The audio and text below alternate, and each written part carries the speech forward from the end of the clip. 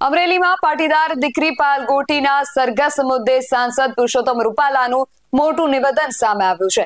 તેમણે કહ્યું કે જે થયું તે યોગ્ય નથી અને આવું ન થવું જોઈએ। પોલીસે ઉતાવળ કરી સરઘસ કાઢ્યું છે, તે ન થવું જોઈએ। આ ઘટનાને પુરુષોત્તમ રૂપાલાએ વખોડી કાઢી હતી। સાથે સાથે કહ્યું કે એસપી દ્વારા જે એસઆઈટીની રચના થઈ છે તેમાં યોગ્ય તપાસ થવી જોઈએ। વધુમાં તેમણે શું કહ્યું સાંભળીએ।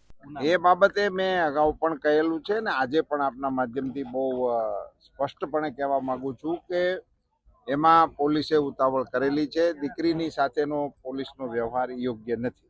સાહેબ, હવે રાજકારણ થઈ રહ્યું છે આખું, કારણ કે કોંગ્રેસ હવે ધરણા કરે છે। એ તો એ વિપક્ષ માટે એમનું કામ છે, એ કરે એ અલગ વિષય છે, પણ આખા એ પ્રકરણને બે દ્રષ્ટિએ જોવાની આવશ્યકતા હતી। એને બદલે એને એક તરફ લઈ જવા માટેનો પ્રયાસ થઈ રહ્યો છે, તે યોગ્ય નથી। બેઝિક વિષય એ હતો કે નનામી પત્રિકાનો મુદ્દો હતો, જેનો એક ખૂબ મોટો રોગ ચાલી રહ્યો છે। એની સામેના આ વિષયની તપાસમાંથી એ તપાસના કારણે જે પ્રશ્ન ઊભો થયો છે એને મુખ્ય પ્રશ્ન બનાવવાનું કોંગ્રેસનું આયોજન એ આપણી સમજની બહાર। પોલીસ કર્મીઓ સામે પગલાં લેવા જોઈએ, શું લાગે જવાબદાર પોલીસ કર્મીઓ? પોલીસ અધિકારી આપણા એસપીએ એને માટેની કમિટી નિમી દીધી છે અને એમાંથી મને શ્રદ્ધા છે કે યોગ્ય કાર્યવાહી થશે। સર, અમરેલીમાં જૂથવાદ છે, એક માનો છો આપ, શું માનો છો? દુઃખ થાય એક દીકરી ઉપર જે વિષય થઈ ગયો વળી પાછું આપણે એમાં ને એમાં।